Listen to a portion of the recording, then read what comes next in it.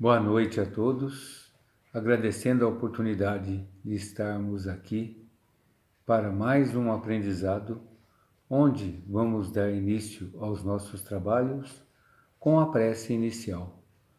Com a mente voltada para o alto, vamos imaginar nosso caminho por estradas floridas, onde vamos sentir o perfume das flores que nos enchem de ânimo e coragem para seguirmos no caminho da retidão. E assim é que vamos encontrar cada vez mais a paz interior e a harmonia que tanto necessitamos para vivermos e desfrutarmos da verdadeira felicidade. Assim seja. Hoje nós vamos estudar o capítulo 4 do Livro dos Espíritos de Allan Kardec, onde ele fala da pluralidade das existências da reencarnação. Na questão 166, Kardec pergunta aos espíritos: a alma que não alcançou a perfeição da vida corpórea, como acaba de se depurar? Resposta: suportando a prova de uma nova existência. Na questão 167, qual o objetivo da reencarnação? É a expiação, o aprimoramento progressivo da humanidade, sem o que, onde estaria a justiça? Nós temos que entender que o nosso Pai nos criou espíritos simples e ignorantes. Ignorantes no sentido de ainda não termos o conhecimento. Então, é através das diversas reencarnações por que passamos é que vamos nos aprimorando e vamos burilando as nossas falhas. As oportunidades são dadas para todos, mas o grau de entendimento vai depender de cada um em particular. Todos nós vamos caminhar para esta perfeição. Uns chegam mais rápidos, outros vão demorar um pouco mais, mas todos nós iremos chegar um dia a essa perfeição. Nós temos que entender que o mal, ele não é um estado permanente do espírito e que o marginal de hoje poderá ser o homem de bem do futuro. Os espíritos nos mostram que quando permanecemos numa faixa vibratória onde o mal ainda predomina, nós não vamos ter a felicidade completa. Então são as etapas que o espírito vai passando, onde ele vai trabalhando e retirando as pedras do caminho, até chegar a um certo grau de pureza, onde vamos ter um entendimento melhor das coisas que nos cercam. Podemos nos compararmos com o estudante que, para atingir as classes superiores, ele tem que percorrer todas as séries de classes que o levam até lá. Essas classes, por mais que exijam, elas são os meios necessários que ele tem para conseguir o seu objetivo e não uma punição. Então, aquele aluno aplicado, ele vai encurtar o caminho, vai encontrar menos dificuldade, enquanto que aquele aluno negligente, ele vai voltar na mesma série, vai repetir de classes. É importante entendermos que a vida aqui na Terra é apenas uma passagem para que o espírito trabalhe o seu aprimoramento. Então podemos imaginar como uma viagem nossa através do pântano, onde olhamos para o horizonte inseguros com as dificuldades que iremos encontrar, mas à medida que vamos caminhando e vamos retirando a lama dos nossos pés e vamos pisando no chão firme e vamos subindo no alto do monte, lá já estaremos mais seguros, mais confiantes da rota a seguir, porque já conhecemos o caminho que percorremos e o que ainda falta para chegarmos. Isso nos leva a uma reflexão de como estamos trabalhando hoje a nossa reencarnação aqui na Terra. Analisando muitas vezes em nossas atividades, costumamos falar a palavra amanhã. Falamos o amanhã para o vizinho, para o amigo, que nos solicita o consolo e a cooperação. É habitual deixarmos para amanhã toda aquela tarefa espinhosa. Diante das dificuldades e daquilo que exige muito esforço, nós apelamos para o amanhã. Sem dúvida que o amanhã representa novas esperanças, renovação do sol no nosso caminho, mas também representa aquele esforço que deixamos de realizar, lembrando que a conta, ela dorme com o devedor e acorda com ele na manhã seguinte. Portanto, a reencarnação traz para nós novas oportunidades que vamos ter no presente para corrigirmos nossos erros, nossos débitos que deixamos no passado. É assim que os ricos de hoje que utilizaram as suas riquezas apenas para seus interesses próprios, enclausurados no egoísmo e na avareza, voltarão amanhã em novo corpo para resgatarem esses débitos, voltando assim no martírio escuro dos pobres, para conhecerem de perto as garras do infortúnio e as duras lições das necessidades. E também ao contrário, os pobres de hoje, envenenados pelo ódio e pela inveja, retornarão no conforto dos ricos para sentirem de perto o quanto custa a tentação e a responsabilidade daqueles que possuem.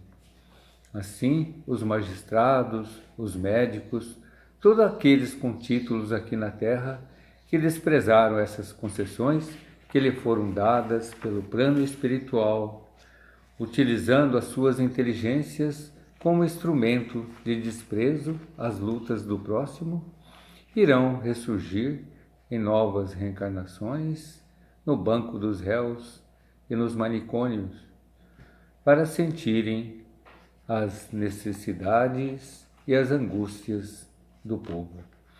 Assim, os filhos ingratos e indiferentes voltarão como servos humildes no lar.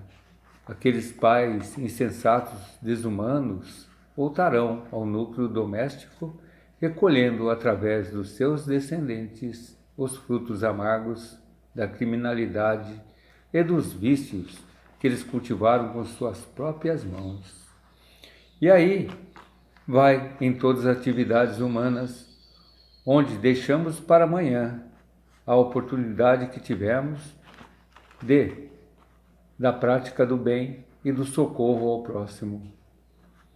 Pois é naquele momento em que o nosso irmão está naufragando nas águas tortuosas do desespero e da angústia, é que devemos estender a mão. Tem que ser agora, tem que ser hoje, porque para esses o amanhã poderá ser muito tarde.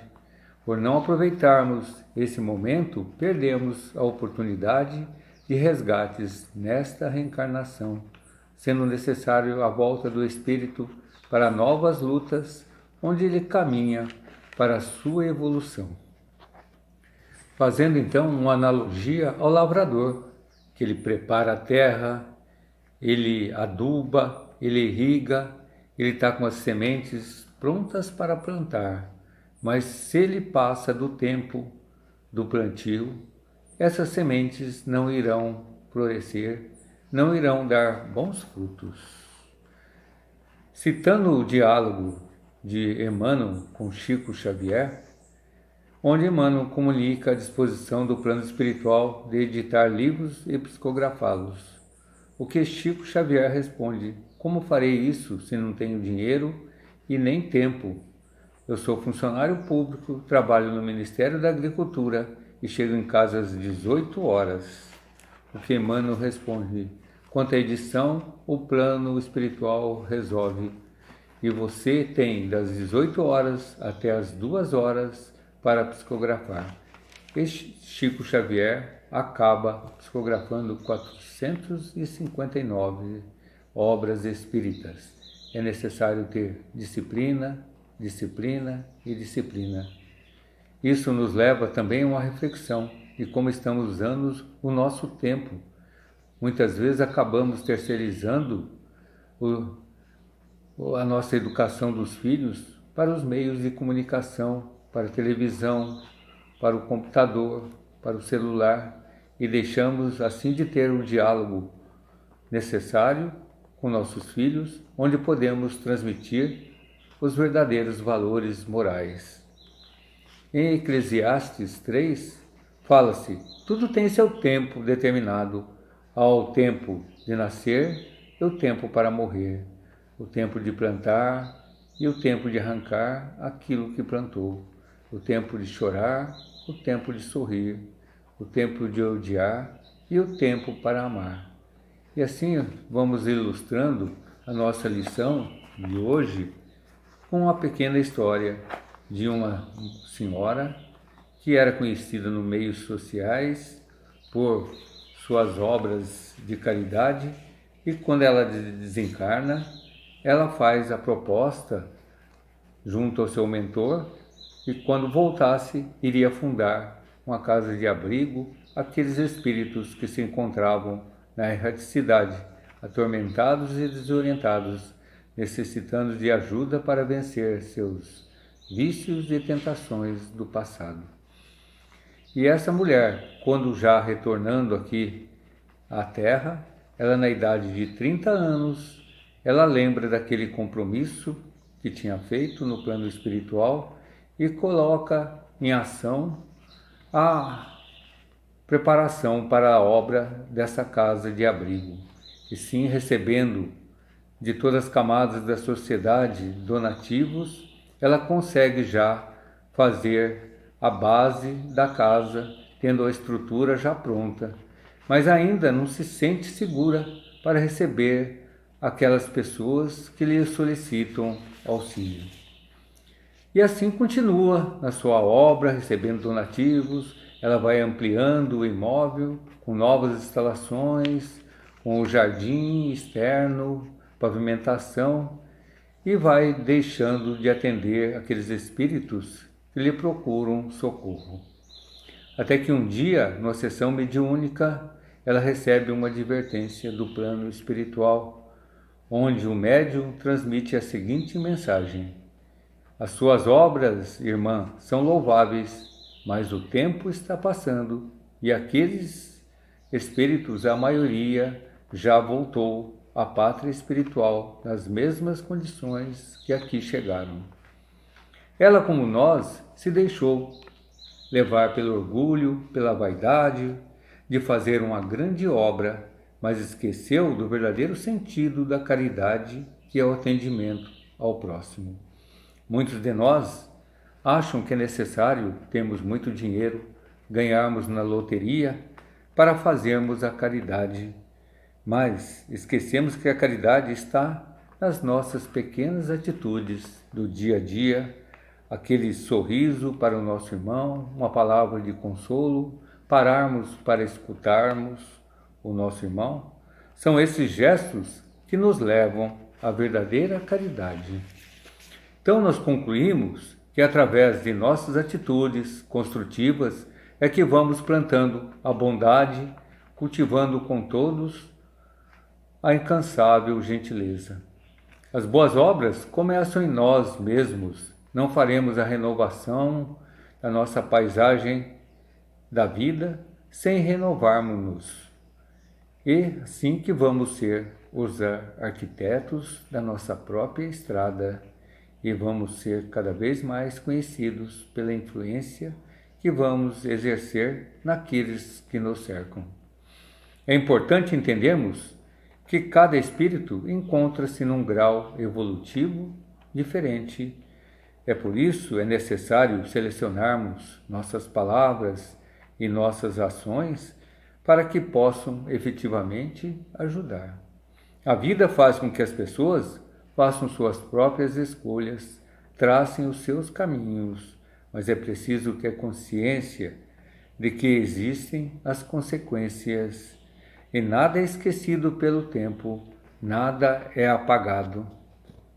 E assim, encerrando o tema de hoje, com a fala de Jesus no Evangelho capítulo 5, versículos 25 e 26, onde ele fala: reconciliar-vos o mais depressa possível com o vosso adversário, enquanto estáis com ele a caminho, para que ele não vos entregue ao juiz, o juiz não vos entregue ao ministro da justiça, e não sejais metido em prisão. Digo-vos, em verdade, que daí não saireis, enquanto não houverdes pago o último cetil. E assim, vamos agradecer ao Mestre Jesus por mais essa lição de hoje, sentindo grande harmonia em nossos corações. Assim seja.